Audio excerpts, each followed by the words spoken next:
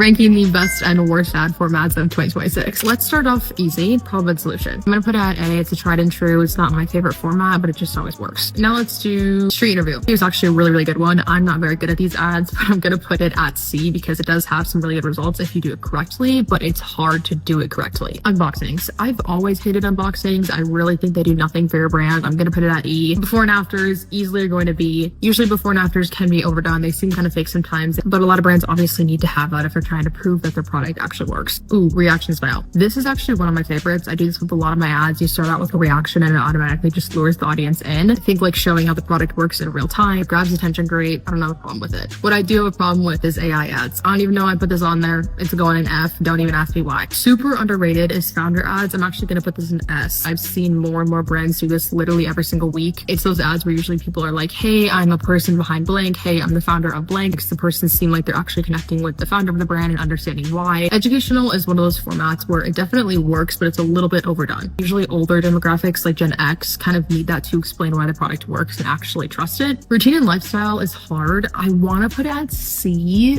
I wouldn't really pick it. A lot of people choose routine and lifestyle for brands, but it comes off super generic for me. For example, this is things like day in the life, your morning routine, and casually showing the product. Social proof is going at S. I always love this format. I think it's super underrated. Reviews on the screen, you go through the best-selling products, you read the best-selling reviews. It builds trust. It literally shows why consumers like your product. But we're gonna do on the go next. I'm putting it at A. I love on the go styles. If you've worked with me before, if you're a client of mine, I've probably tried to take your product out of the home before. You want to show your brand in different formats. You want to show how people can actually use it in their lifestyle. Skits and POVs are one of those formats that people definitely already know, and they know usually it's an ad, but if you do it correctly, it can be super funny, super original, super humorous. Solid A. I always love those formats. Life hacks I'm going to put at C. This is really good for top of funnel, sometimes middle of funnel content if you want to make your product seem more natural alongside other things. I don't want to keep putting everything in A, but I'm going to put TikTok style in A. It just seems less like an ad. If you don't know what I mean by TikTok style, just go on TikTok and scroll for 5 seconds and watch all the ads you see. Myth busting and testing is a hard one. I want to put it at B, but I'm going to put it at C. This is formats where maybe you're proving why a product works. You're saying, is this really the best selling blank? Does this really do what it says it's going to do? I don't care what anyone says. I'm putting comment replies at S. You can put objections. You can put questions. You can put negative hooks. You can put great things about the product. Testimonials are tried and true. I'm going to put it at S. Some people might disagree with me. Testimonial is such a broad format. I feel like it's not even fair to put it in its own category because a lot of these are testimonials. And last but not least, 3 reasons why.